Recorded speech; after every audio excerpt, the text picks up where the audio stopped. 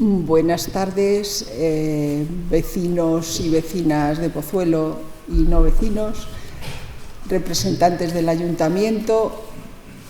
A todos muchas gracias por estar esta tarde aquí, en la que tenemos el honor de contar con la presencia de Marcelino Lastra Muñiz. Voy a presentarle, porque me imagino que a mucha gente no le conocerá, otros sí. Don Marcelino Lastra Muñiz es presidente del Círculo Cultural Hispanista de Madrid, que es nuestra asociación cultural que organiza estas jornadas junto con Héroes de Cavite, y es responsable de esta conferencia que vamos a tener en este momento, en esta tarde. Marcelino es presidente, además, de otra asociación cultural. Esta se dirige más allá del Atlántico. Se llama Puertas Abiertas al Mundo Hispano y es una asociación que pretende conectar ambas orillas del mundo hispano, que él mantiene, y estoy segura que es cierto, que nos conocemos muy poco. Entonces hay que intentar unir a la gente. Él es licenciado en Derecho, máster en Dirección y Administración de Empresas, diplomado en Dirección Comercial y Marketing, escritor, articulista e investigador histórico. Y además tiene otra faceta, que es compositor musical. Conocedores por motivos profesionales de los diferentes países de la civilización hispana, porque sus múltiples trabajos le hicieron ir y venir atravesando el Atlántico con frecuencia, le hizo comprender la necesidad de recomponer la unidad perdida. Algunas de sus sentencias que he recogido aquí son interesantes para darnos una idea de cómo piensa. El nada de lo humano me es ajeno, que la mayoría de la gente creo que lo tendría en su acervo. Bien, verdad y belleza. El mundo no es suficiente, porque es un optimista empedernido.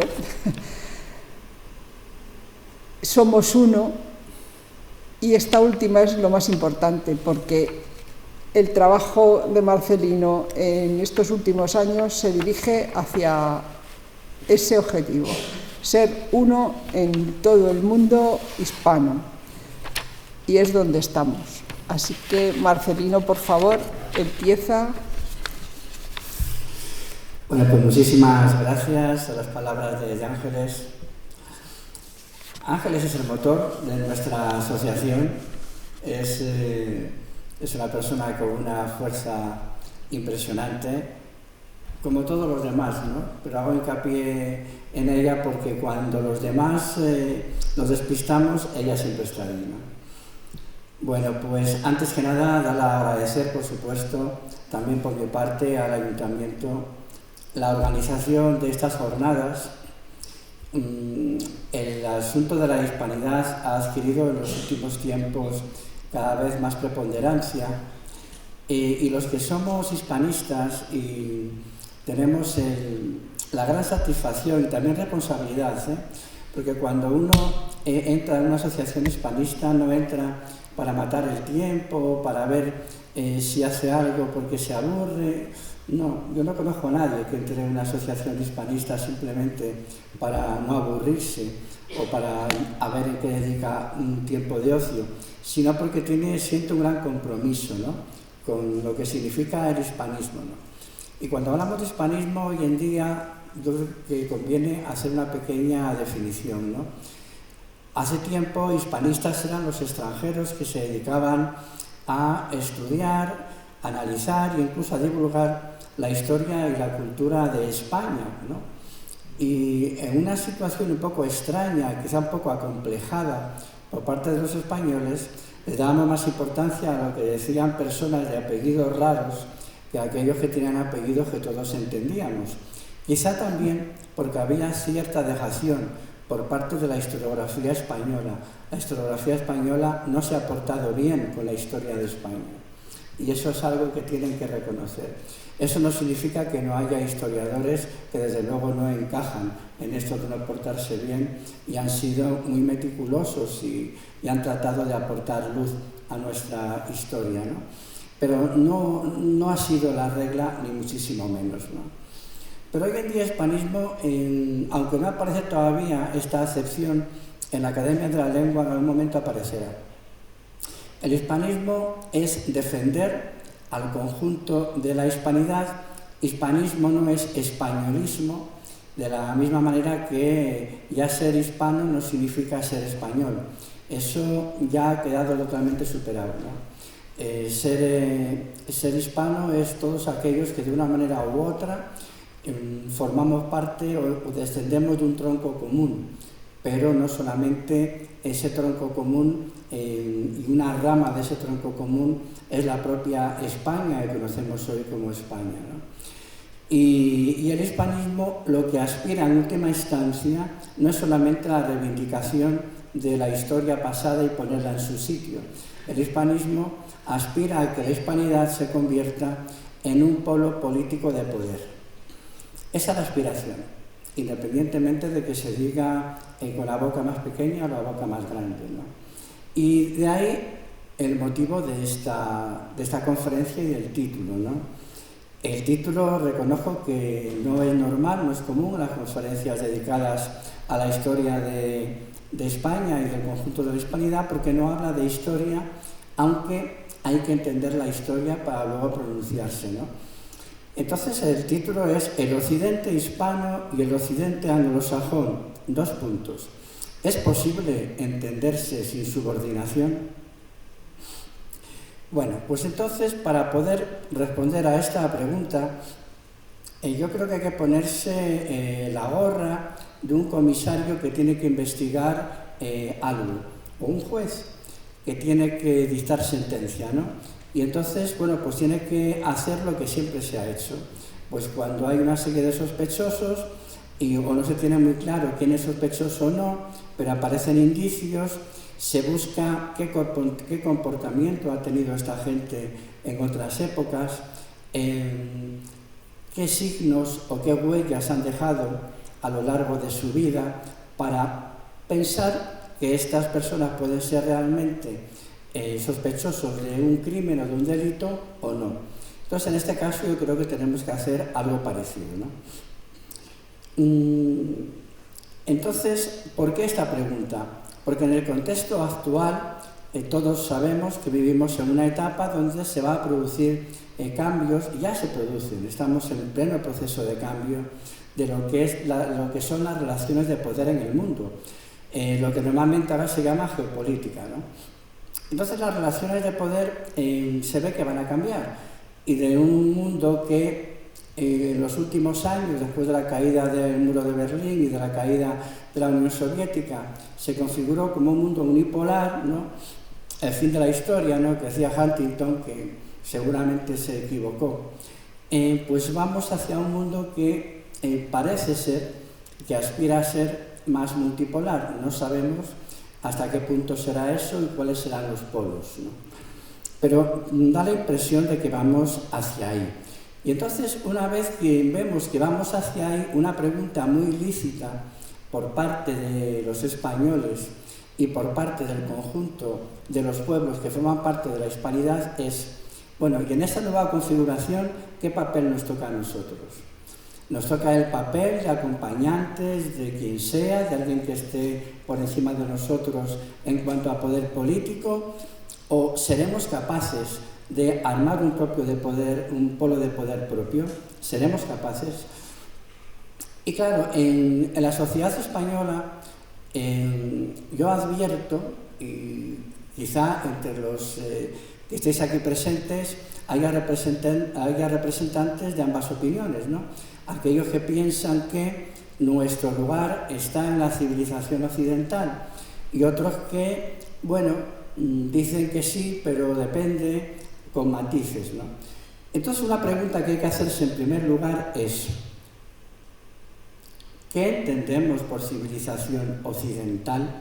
Es una pregunta que normalmente no nos hacemos, y es una pregunta clave para entender qué papel puede jugar España o el conjunto de la hispanidad. Algo que no solemos saber, no digo que los que estéis aquí no lo sepáis, pero digo que no suele saberse, por lo menos en mi experiencia, que el concepto de civilización occidental es un concepto racista. El concepto de civilización occidental es absolutamente supremacista. Nace con la Ilustración en el siglo XVIII, donde pues, autores tan significativos como Voltaire, Rousseau o Kant y muchísimos más, ¿no?, están convencidos de que Europa es lo máximo que puede haber en el mundo, ¿no?, y que Europa está en el mundo para enseñar a los demás. El gran problema es que a la hora de enseñar a los demás tiene que ser a cualquier precio. Y ahí está un matiz muy importante, el a cualquier precio. No lo dicen con estas palabras, pero sin embargo lo dan a entender en toda su obra, ¿no? Y entonces ellos hablan abiertamente del supremacismo europeo, ¿no?, frente a Asia, África o incluso América. De eso hay autores que, por ejemplo, hablando de la India, le niegan a la India cualquier aportación a la humanidad. Seguramente no se han puesto a pensar la aportación de la India a la ciencia, la literatura, las artes, ¿no? Hay un tremendo supremacismo europeo, ¿no? Cuando se consolida la idea de civilización occidental es después de la conferencia, incluso antes de la conferencia de Berlín, cuando Bismarck reúne a las potencias europeas para repartirse África. Y entonces la excusa para repartirse África es que precisamente Europa es la cima de la civilización y está autorizada para entrar en cualquier lugar, ¿no? Ya sabemos lo que pasó en África, no hace falta que lo expliquemos, ¿no? Afortunadamente, la participación de España en ese reparto fue prácticamente inexistente e incluso después, en esa pequeñísima parte que le tocó, su comportamiento también fue muy diferente al resto de las potencias europeas. Potencias europeas que, en palabras de Gustavo Bueno, lo que desarrollaron en esa etapa fue un imperialismo depredador. Es decir, no fueron a replicarse y a dejar lo mejor de sí mismas, sino que fueron simplemente a utilizar a aquellos países como factorías para extraer sus principales recursos, ¿no? Fijaos que uno de los filósofos más importantes, ¿no?, en la historia es Hegel, y Hegel tiene un planteamiento que deberíamos haber superado, ¿no? Es un planteamiento progresista mediante el cual el mundo siempre camina en una dirección que cada vez será mejor. Y entonces, en ese planteamiento progresista de Hegel, Hegel considera que la cima del desarrollo humano es Europa, y entonces todos aquellos países, aquellos pueblos que no hayan llegado a ese nivel de desarrollo humano tienen que ser sojuzgados por Europa. E insisto, a cualquier precio. Nunca tuvieron ningún problema en el a cualquier precio, porque nunca protestaron con la manera de comportarse del imperialismo alemán, del imperialismo francés, del imperialismo británico, ¿no? Nunca tuvieron, o belga, ¿no?, o holandés, nunca tuvieron ningún problema, ¿no? ¿Y por qué digo esto? Pues sencillamente porque cuando reivindicamos que formamos parte de la civilización occidental, a veces creo que no sabemos lo que decimos, porque estamos reivindicando estos planteamientos, cuando resulta que chocan frontalmente con la idea civilizatoria que históricamente ha tenido España. Es que choca frontalmente. Y claro, cuando tú analizas a los diferentes autores y ves qué opinan ellos sobre la América española, todos ellos hablan con un desprecio impresionante, ¿no? Ellos, alguna nota que he tomado aquí, ¿no?, ellos lo que consideran que Iberoamérica es un occidente periférico, es un occidente incompleto, porque digamos que el núcleo canónico, el núcleo guay del Paraguay, el núcleo fetén, lo tienen Europa y Estados Unidos. Es decir, un mundo anglosajón. Y en esa Europa meten a España y Portugal porque, claro, resulta muy difícil echar fuera a España y a Portugal cuando realmente fueron los paladines de la expansión de Europa. Entonces la dejan ahí, pero un poquito con dolor de barriga, porque no se sienten muy contentos. No nos olvidemos que durante toda la etapa de la modernidad, España, como se le acusaba de haberse mezclado con judíos, con árabes y con todo bicho viviente, tenía cierto desprecio respecto de los intelectuales del resto de Europa. No nos olvidemos que el propio Erasmo de Rotterdam, que se le considera poco menos que un dios dentro de lo que es el mundo intelectual de la época, rechazó la oferta del cardenal Cisneros para incorporarse a la Universidad de Alcalá porque consideraba que los españoles éramos impuros.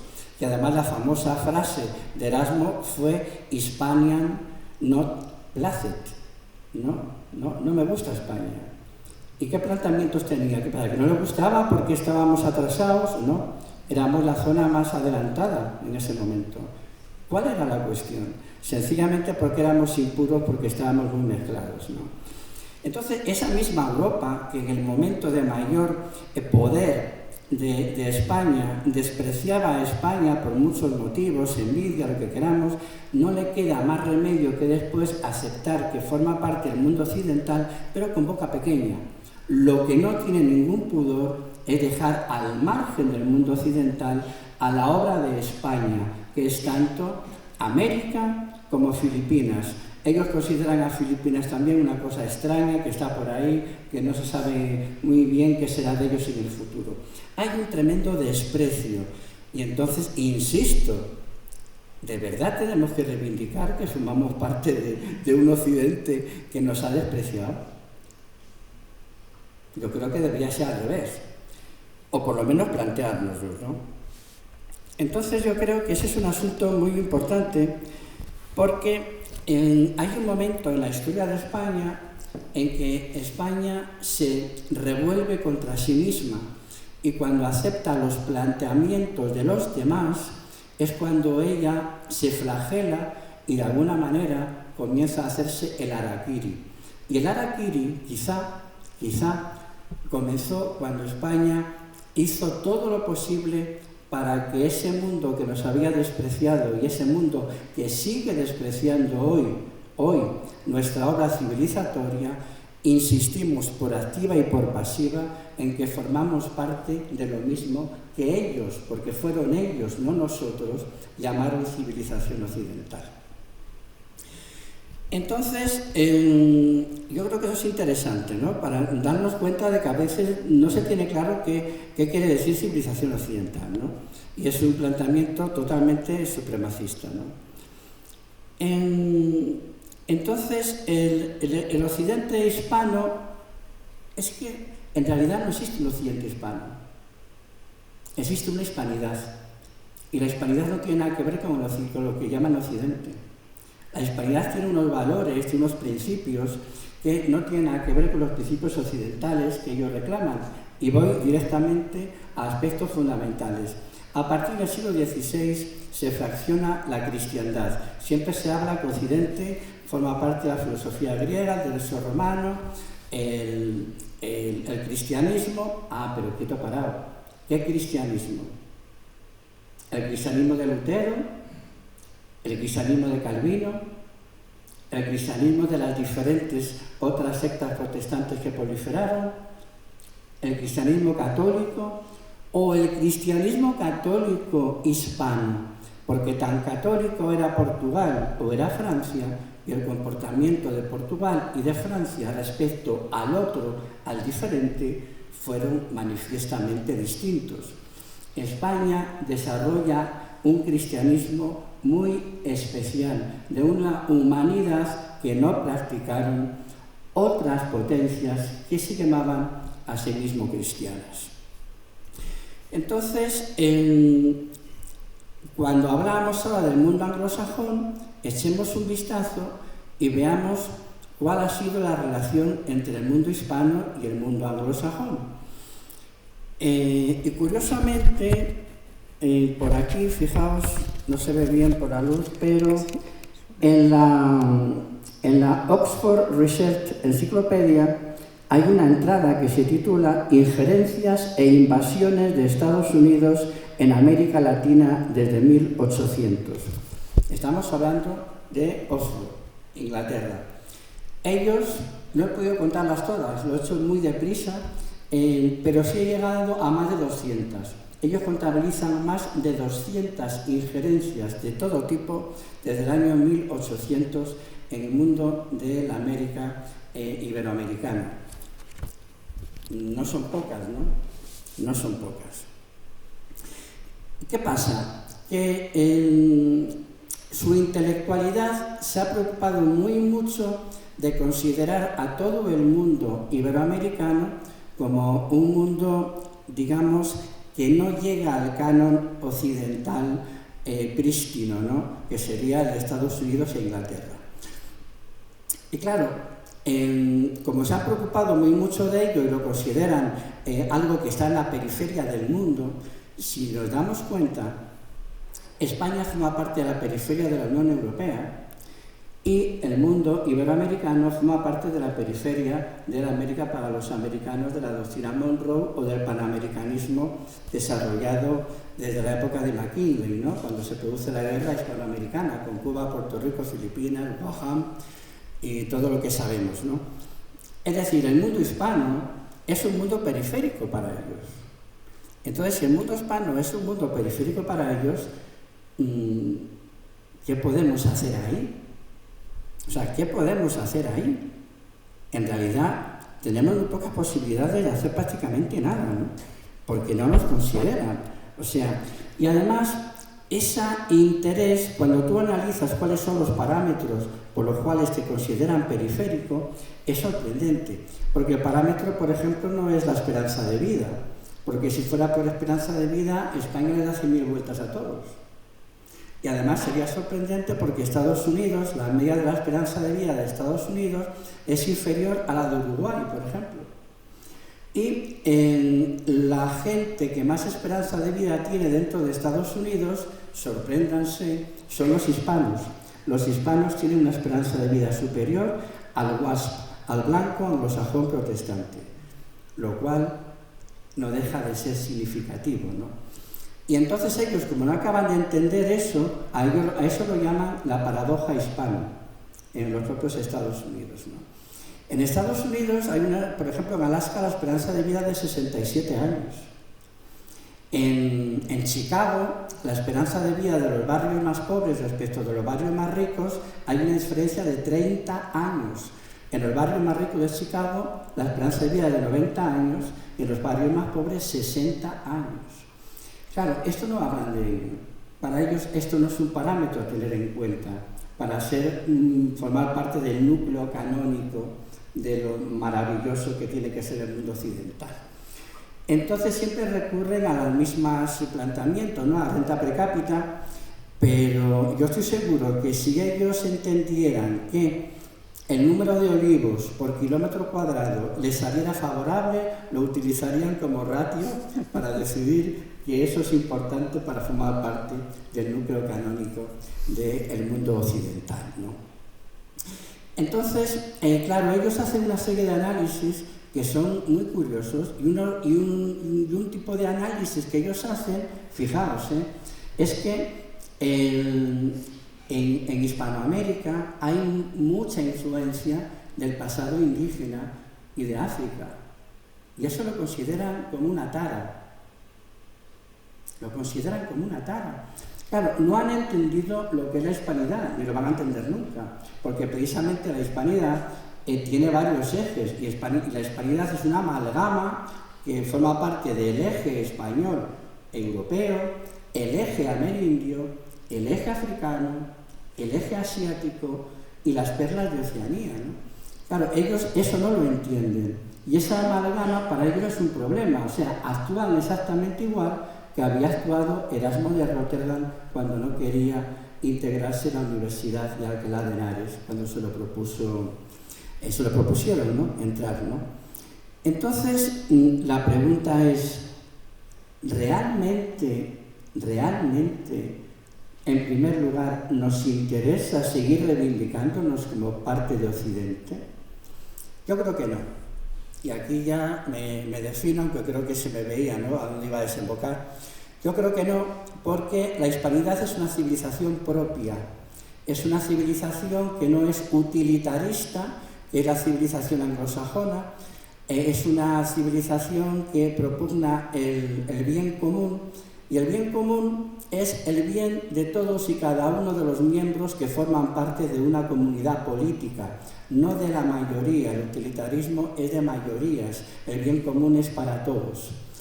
Eso es algo que nos diferenció siempre desde origen. Quizá el problema con el que nos encontramos es que sin darnos cuenta nos hemos ido protestantizando y hemos ido asumiendo una serie de principios que no eran los tradicionales nuestros, y sin darnos cuenta nos hemos parecido un poquito cada vez más a ellos, ¿no? Para mí, el acto más significativo que ha hecho el mundo anglosajón para evitar que el mundo hispano se elevara y no siguiera estando subordinado se produjo en el año 1973, cuando entonces el presidente del Consejo de Ministros, el almirante Carrero Blanco, murió asesinado. A estas alturas de la historia creo que debemos tener claro que aquello tuvo unas repercusiones enormes y que quien estuvo detrás de aquel magnicidio fue alguien más que la banda terrorista ETA. Ahí detrás hubo otra serie de aspectos que muchos investigadores apuntan precisamente a la embajada de Estados Unidos, ¿no? Y todo porque aquel entonces presidente del Consejo de Ministros aspiraba a que España fuera una potencia, y para ser una potencia no te queda más remedio que te respeten que ser una potencia nuclear. Y uno de los aspectos que más se temía es que si España acababa siendo una potencia nuclear, la tecnología en algún momento podía también trasladarse a países de Iberoamérica, con lo cual iba a ser difícil poder decir que aquellos países seguían siendo periferia porque les faltaba desarrollo suficiente. Entonces, ¿se puede ser aliado el mundo anglosajón y el mundo hispano sin subordinación? Bueno, cada uno puede tener su opinión, como es lógico y natural, pero ya que vengo y suelto esta frase, creo que todo el mundo habrá entendido cuál es mi impresión, pero os juro que no, mi decisión, mi opinión no la marca ninguna animadversión para nada a ningún pueblo del mundo anglosajón, para nada. Pero una cosa son los pueblos y otra cosa son sus oligarquías. Y digo oligarquías y no élites, porque a veces con la palabra élite de alguna manera se suaviza lo que es el poder de muy pocos, que son los que dominan finalmente la cuestión política de determinados países, ¿no?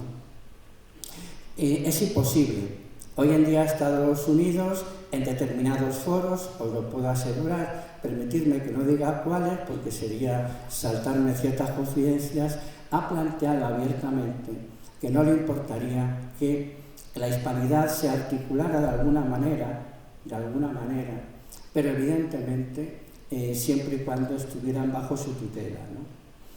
Es decir, facilitar más todavía la subordinación. En vez de subordinar país por país, subordinar a todos juntos dentro de una amalgama llamada hispanidad. Personalmente creo que el Occidente es una referencia geográfica, el Occidente es un resultado anglo-germánico protestante, que con la desaparición de la cristiandad unida con la reforma de Lutero y después de Calvino, tuvieron que buscar otro concepto que unificara aquello que se había partido, y apareció la cultura occidental por parte de la Ilustración transpirenaica. Que la hispanidad es una civilización con nombre propio que tiene que reivindicar su posición en el mundo, porque si alguien se merece esa posición es el mundo hispano. Y ya que estamos celebrando estas jornadas, y no me quiero extender ahora más para dar paso a preguntas, quiero reivindicar el final de un poema precioso de uno de los grandes poetas modernistas de habla española, en este caso peruano, César Vallejo, que tiene un poema maravilloso que se titula Si España cae. Fijaos el título, Si España cae. ¿Y cómo termina el poema? No recuerdo exactamente las palabras, pero creo que lo parafrasearé razonablemente bien. El poema termina diciendo: si España cae, levantémonos todos y salgamos corriendo para ayudar a que vuelva a levantarse. Señoras y señores, eso es lo que pretendemos hacer con la hispanidad. Muchas gracias.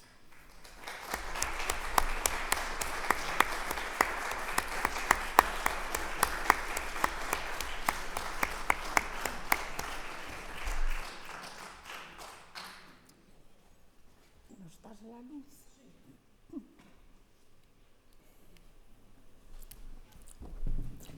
¿Cómo es posible que oiga mal? Acércate y me traduces. Vale.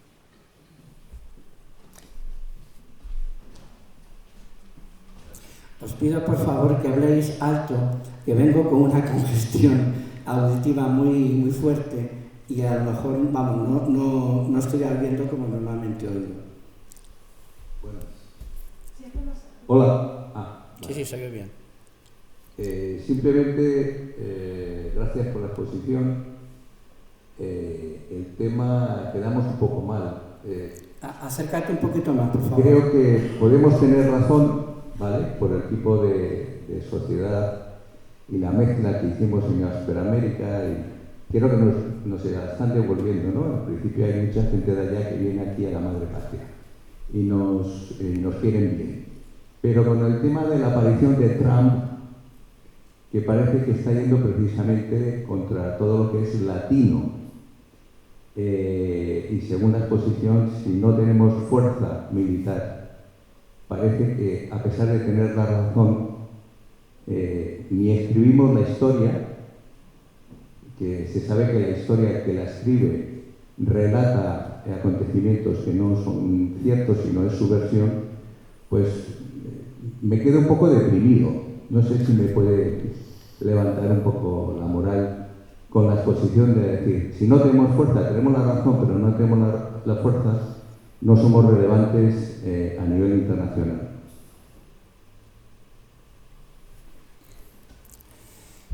Bueno, ¿se escucha? Sí, ¿no? A ver, lo que al final viene a decir que si no tenemos fuerza, ¿a dónde vamos? No podemos ir a ningún sitio, ¿no? Bueno, pues evidentemente hay que construir el poder. ¿Y qué es el poder? El poder no es ni más ni menos que el poderoso sabe que puede hacer lo que conviene a sus intereses independientemente de lo que marque la ley y de las instituciones. Es así de duro. Pero el poderoso sabe que puede hacer lo que crea conveniente y se salta la ley y las instituciones si es, si lo cree oportuno. Por no hablar de la política nacional, hablemos de la política internacional. O sea, ¿por qué determinado país ha saltado todas las resoluciones habidas y por haber sobre Gibraltar? ¿Por qué determinado país se salta todas las resoluciones habidas y por haber en relación a Oriente Medio? ¿Por qué determinado país resulta que en contra del derecho internacional sanciona a todo aquel que hace algo que entiende que va en contra de los intereses? Pues sencillamente porque tiene poder. Ahora, ¿cómo se consigue el poder? El poder nunca se consigue negociando. El poder se consigue sencillamente por los hechos consumados. Y la prueba la tenemos que hoy al frente de Siria tenemos una persona que no hace mucho se dedicaba a rebanar cuellos. Y sin embargo nadie tiene ningún pudor en acercarse allí, hacerse fotos con él o cenar y almorzar con él. ¿Por qué? Pues sencillamente porque los hechos consumados le han colocado a él al frente de ese país. Entonces, ¿cómo se consigue el poder? El poder se consigue así. Ahora bien, para conseguir el poder, evidentemente hace falta un plan. Aquí no es el foro para hablar de un plan, pero evidentemente hace falta un plan. Ahora, antes que el plan, tenemos que estar convencidos que si no conseguimos poder, el mundo hispano desaparecerá. Y lo primero que desaparecerá será España. España desaparecerá como un azucarillo en el magma tóxico de la Unión Europea. Si no, por Dios, no nos fijemos más lo que sucede en la Unión Europea. Fijémonos lo que pasa en la Unión Europea. Pero lo peor de todo es que la desaparición de España, algunos podrán decir, bueno, me da lo mismo, al fin y al cabo, a lo largo de la historia ha habido países que han surgido, otros que han desaparecido, pero independientemente de que uno sea católico creyente o no lo sea, tengamos en cuenta que la cosmovisión que creó España en el mundo es una cosmovisión que no ha sido capaz de superarse. Ha sido la cosmovisión más humanista. Y si España cae, como el poema de César Vallejo, y que él anima, y además anima a la juventud hispanoamericana a que salga corriendo y se levante y ayude a que España vuelva a levantarse. Es emocionante el mensaje de César Vallejo, porque César Vallejo es consciente de que la caída de España no significa la desaparición de España como país, significa la desaparición de una cosmovisión y la implantación ya prácticamente definitiva de una cosmovisión que solamente entiende de poder y de dinero, pero sin contraprestación en el bien común.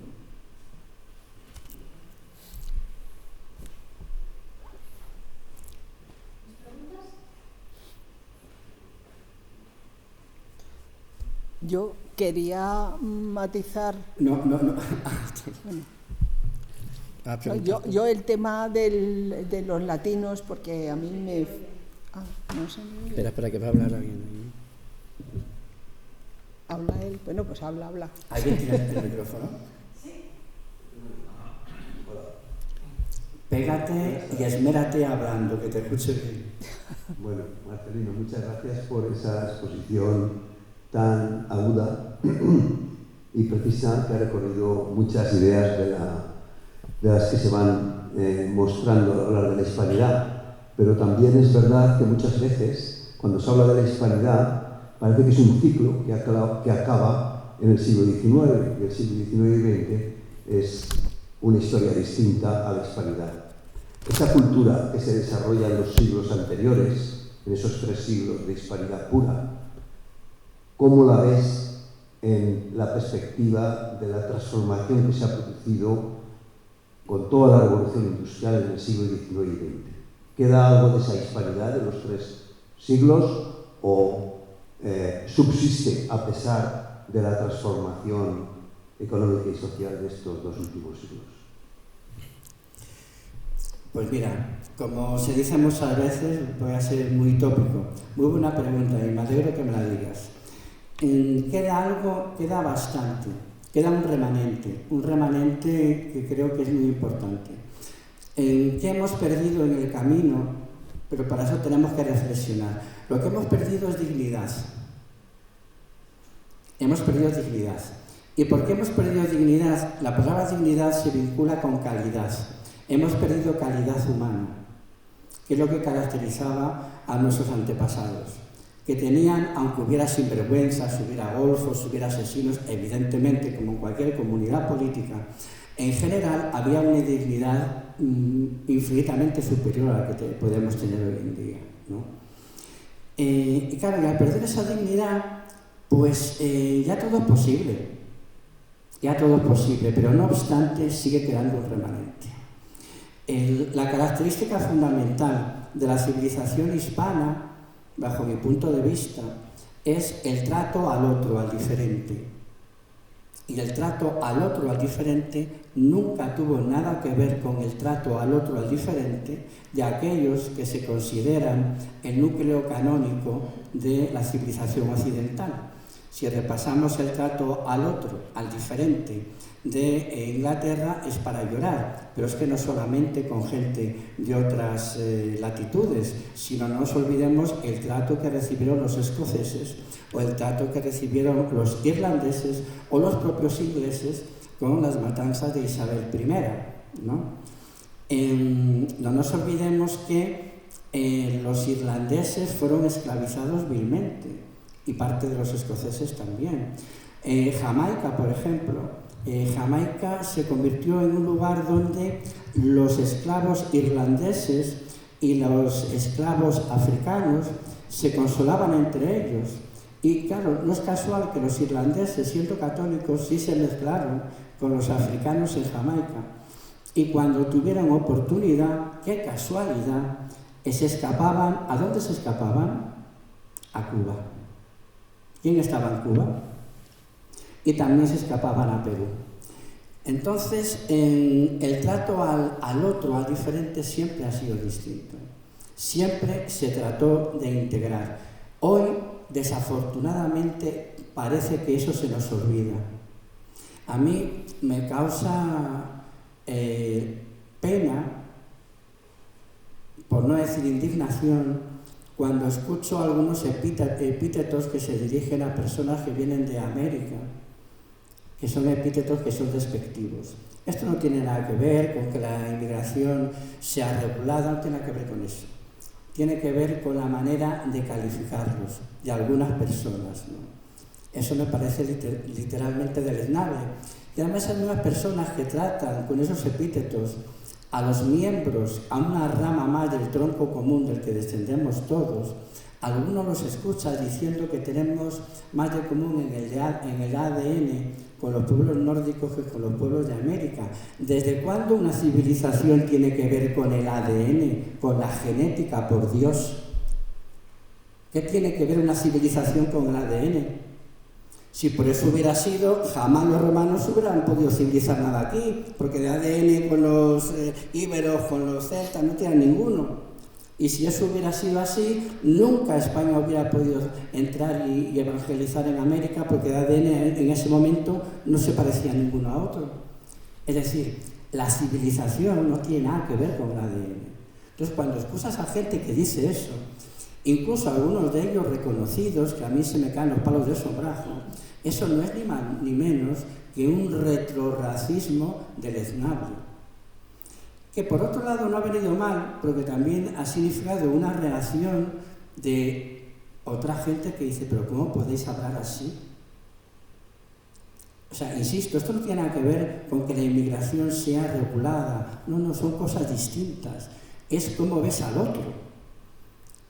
Y si tú al otro lo ves con un epíteto que es descalificativo, el único que se descalifica, y además de una manera brutal, porque actúa como no debería actuar jamás un español, son los que hablan así. ¿Qué queda? Pues queda ese remanente que decimos que no, y damos un puñetazo en la mesa. Y somos muchos, y somos conscientes que una civilización tiene una virtud, y la virtud que tiene es que integra a diferentes culturas. Por eso, la civilización anglosajona no existe, porque ha sido incapaz de integrar culturas distintas. Nos queda, ¿sabes por qué? Porque metido en lo más profundo de nuestra sangre, todavía tenemos al Siglo de Oro. No hay más que leer un poquito a Calderón, bueno, a Cervantes, por supuesto. O sea, no leer las novelas ejemplares de Cervantes, no digo que el Quijote es un delito. Desafortunadamente, a lo mejor ya no se lee. Porque en cuanto lees, no sé, cualquiera de ellas, ya la perspectiva te cambia, ¿no? En el Quijote, Cervantes recoge una frase que se utilizaba mucho en su época, no es creación de él, ¿no? Y dice Don Quijote, nadie es más que nadie si más no hace. Es extraordinaria la frase, porque ahí define los dos aspectos. Define, nadie es más que nadie desde un punto de vista de dignidad, pero luego si más no hace, que dice, ojo, en dignidad somos iguales, pero si tú no aportas cosas útiles a la comunidad a la que tú perteneces, tendrás una recompensa mejor que otro que sí lo aporte. Es decir, Cervantes reivindica la justicia, no el igualitarismo. Y eso está perfectamente planteado en toda nuestra época del Siglo de Oro y antes. antes. Eso ya viene de San Isidoro de Sevilla, ¿no? Me prolongar mi pregunta en un aspecto que has abordado tú, muy interesante. Sí, permíteme prolongar mi pregunta en el sentido de que has hecho algún comentario que me ha parecido muy interesante sobre la época actual. Las instituciones de la hispanidad son fruto de una época, de unas condiciones de vida, y ese es el resultado de la hispanidad que ha interaccionado desde la cultura popular a la cultura de los dirigentes y a la proyección de los valores hispánicos. ¿Qué tipo de instituciones puedes imaginar que habría hoy día en una cultura plenamente hispánica? Pues mira, es que hablamos de dos mundos tan distintos. Tú fíjate, en primer lugar, el modo de organización política. La hispanidad es un reino de reinos, en todos los sentidos. Era un reino de reinos aquí y en América se hace un reino de reinos. ¿Cuándo se establece ese tipo de organización política? Ese tipo de organización política procede del reino de Aragón. Pedro IV el Ceremonioso, que dicho sea de paso, es el que establece la división de poderes. Cuando volváis a escuchar que Montesquieu ha muerto, claro que ha muerto y muerto está, como todos los que se murieron, pero él no es el que establece la división de poderes. La división de poderes se establece en este país de María Santísima que se llama España. Y se establece en la corona de Aragón y la establece Pedro IV el Ceremonioso. Pedro IV, su yerno Juan II, de Castilla, la recogerá y las trasladará a Castilla. Y será luego ya Fernando e Isabel donde eso lo perfeccionen y entonces establezcan lo que será como organización, digamos, los reinos de reinos, de tal manera que se incentive el mantener las peculiaridades de cada territorio y todo eso se unifica en la corona. Pero mientras tú seas leal a la corona y evidentemente cumplas las normas básicas que debes cumplir, ¿no?, de cara a esa lealtad y a esa cosmovisión católica, no se van a meter contigo para nada. Para nada. Y eso se trasladó a América. Entonces en América tienes, por ejemplo, que es compatible el que Chile fuera una capitanía general, pero también fuera un reino. El reino de Chile, depende cómo lo llamaras. Pero es que no solamente eran reinos, sino que los cacicazgos de los caciques indígenas también eran reinos, donde el rey era el cacique. ¿Y qué se le pedía al cacique? Pues sencillamente que la manera de actuar ya no fuera con determinados aspectos que no eran compatibles, ¿no?, con la cosmovisión hispano-católica y nada más. Y nada más. Es decir, el respeto que había por la organización, las organizaciones individuales, era brutal. ¿Qué sucede? Que cuando llegan las independencias que coinciden con las revoluciones liberales y tratan de homogeneizar todo el comportamiento, nadie entendía nada. Los indios no entendían nada, porque de repente ya no podían hacer lo que hacían antes, que nadie se metía con ellos, y tenían que hacer otra serie de cosas diferentes. Y le decían, no, pero es que ahora eres un hijo de la República. Y el indio decía, ¿y eso qué es? ¿Y por qué me quitas ahora las tierras? No, por el bien de la República ya. ¿Y yo dónde cultivo ahora? ¿De qué voy a comer? Entonces, la organización era tremendamente respetuosa con la manera de entender la vida de cada una de las comunidades. Eso en primer lugar. Otro aspecto fundamental es la protección del débil hacia unos límites que hoy nos sorprenderían.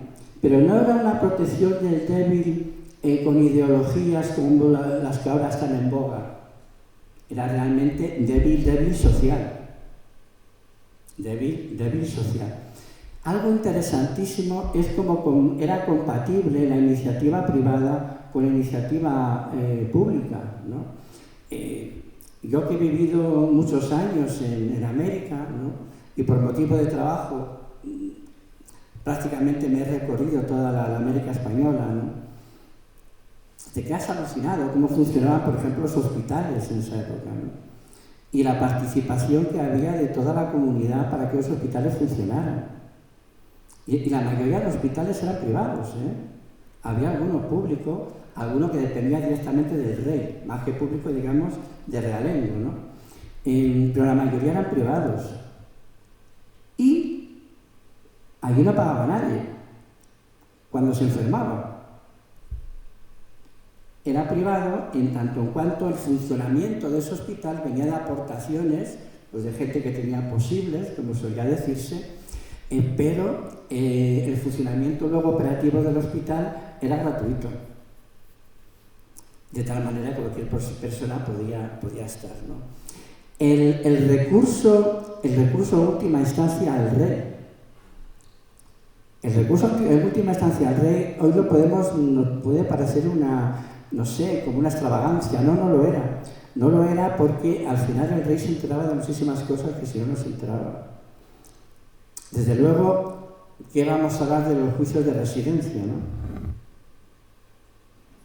O sea, los juicios de residencia, adaptado a las circunstancias actuales, yo creo honestamente que es algo que debía volver. Una persona que está ocupando un cargo público y que maneja unos presupuestos interesantes y debería rendir cuentas al terminar su mandato. Ahora, el problema es que ¿a quién rendiría cuentas? Claro, porque en aquella época, al haber un rey que no estaba sujeto a la elección, ese rey tenía una independencia enorme, no le debía su poder a nadie.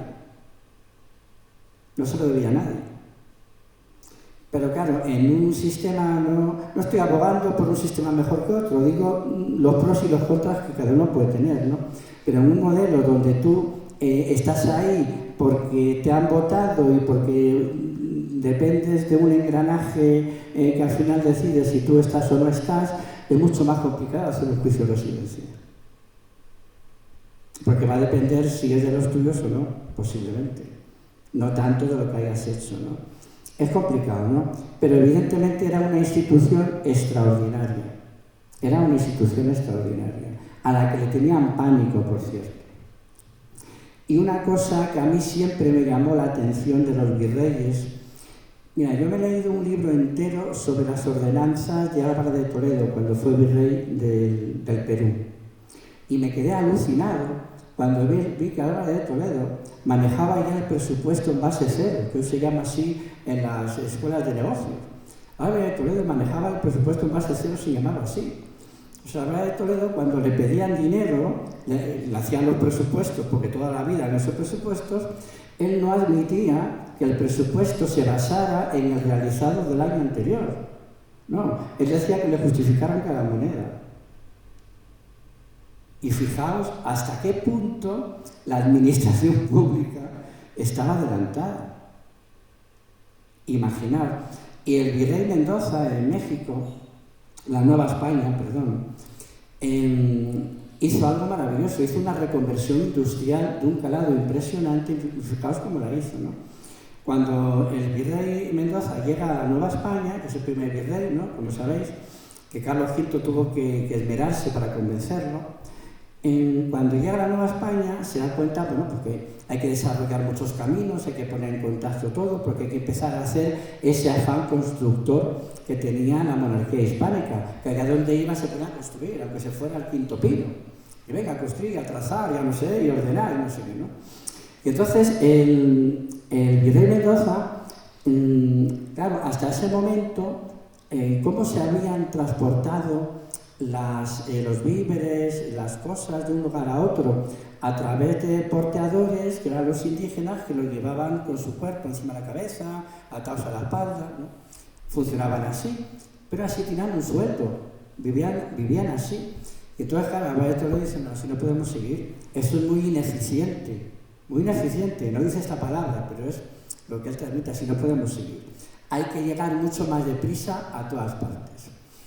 Y entonces plantea una reconversión industrial en plena totalmente, y es que como van a entrar los animales de carga, sobran que haya carga por parte de los indígenas. Los indígenas se rebelan. ¿Por qué? Porque dicen que van a perder el sustento. Exactamente igual. Entonces Álvaro de Toledo primero tuvo que convencer a los caciques para que los caciques empezaran a armar negocios a lo largo de los caminos, que serían lo que hoy son las estaciones de servicio. Exactamente igual. Y entonces, ¿qué hace Álvaro de Toledo? Empieza a dar formación a los indígenas para que sepan qué tipo de hierba plantar, cómo cuidar la hierba en función del tipo de ganado que llevaba, porque no todo el ganado comía lo mismo. O sea, hace un plan de formación absolutamente para todos los indígenas, de tal manera que no se queden sin trabajo, pero sin embargo sus condiciones laborales mejorarán sustancialmente. Lo hizo con mucha mano izquierda y con bastante paciencia.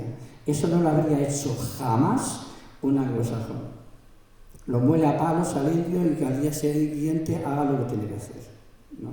Entonces, el tema institucional, que es por donde va tu pregunta, a mí personalmente lo que me llama la atención es la independencia en la que yo veo que actuaba aquella gente. Felipe II tenía problemas para tener galeotes, remeros en los barcos, porque los galeotes solamente eran aquellos que o iban voluntarios, que no iba nadie, o eran aquellos que eran castigados por delitos penales, ¿no? A galeras. Y entonces, en algún momento de necesidad, Felipe II instó a las audiencias a que, bueno, en fin, que incrementaran la condena a galeras. Y no lo consiguió. No lo consiguió. Era uno de sus quebraderos de cabeza. O sea, los jueces de las audiencias le decían no.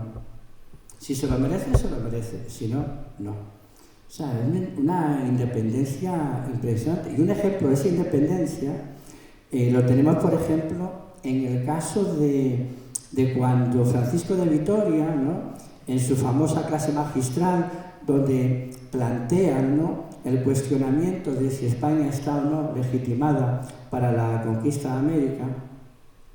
Cuando Carlos V se entera de esta conferencia, Carlos V ordena al rector de la Universidad de Salamanca para que retire, ojo, retire los apuntes que hubieran tomado los alumnos para que aquello no trascendiera. Eso fue, la primera reacción de Carlos V fue esa, ¿Sabéis cuál fue la reacción del rector de la Universidad de Salamanca? No, majestad, yo no voy a hacer eso. ¿Haría eso alguien hoy? Y no solamente eso, sino que entonces Carlos V se quedó alucinado porque decía, ¿yo qué hago? Entonces tenía sus consejeros flamencos que le decían, cárgate al rector, vete a por él. No se lo podía cargar, porque el rector lo nombraba a otro, no lo nombraba a él. Pero bueno, que presionara para todo eso, ¿no? Y Carlos V aquí sí demostró que ya empezaba a entender que España no era Flandes. Y entonces dijo, mejor llamo a Vitoria y hablo con él. Una gran decisión por su parte, pero para que nos demos cuenta la independencia con la que actuaba aquella gente. Era impresionante. Eso es lo que a mí me llama poderosamente la atención. Que hoy, con todo respeto, creo que no es tan fácil encontrar. Porque además este ejemplo que acabo de dar se multiplica en muchos aspectos.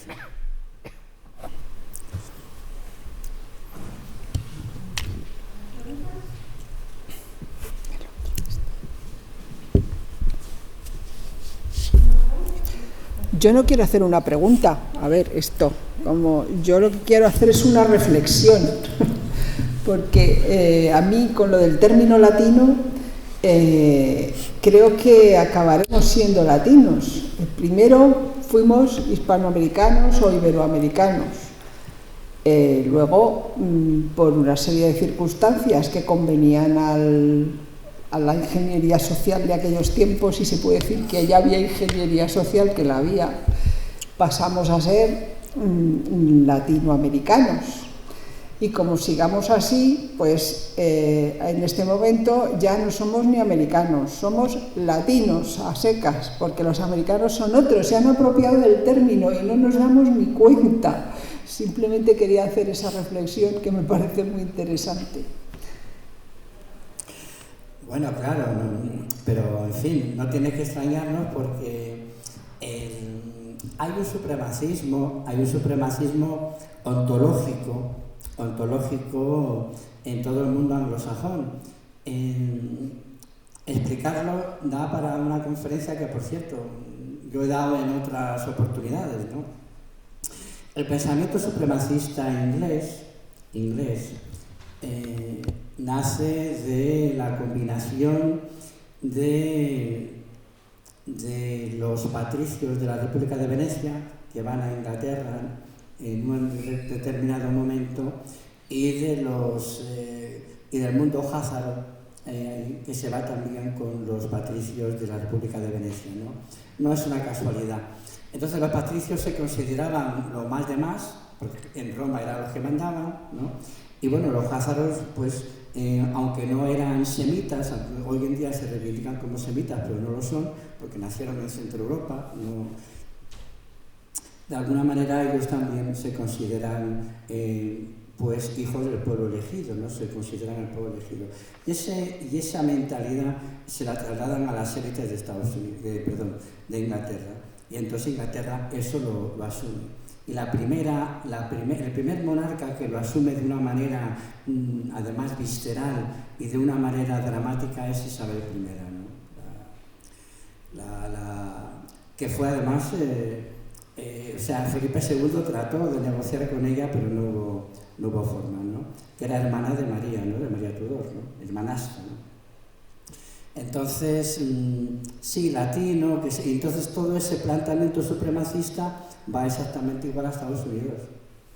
Se lo llevan los peregrinos, los famosos peregrinos del Mayflower se los llevan.